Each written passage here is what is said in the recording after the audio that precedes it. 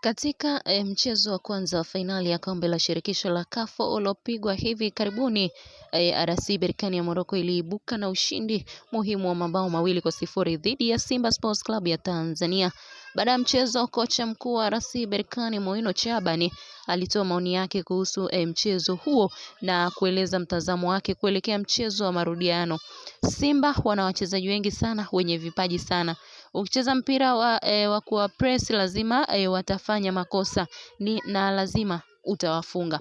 Akizungumzia mchezo wa marudiano ambao unatarajiwa kuwa na ushindani mkubwa, Chabani alionyesha kujiamini, lakini pia alionyesha heshima kwa wapinzani wao. Kuelekea mchezo wetu wa marudiano tutaweka mbinu nzuri zaidi ili kombe lirejee Morocco. Ijapo watatupa mechi nzuri sana, ila hatuwezi kukosa bao la ugenini, alisema kocha mkuu wa RS Berkane Moino Chabani. Mchezo wa marudiano unatarajiwa kuwa na wa kusisimua sana, huku kila timu ikipigania taji la kombe la shirikisho la CAF.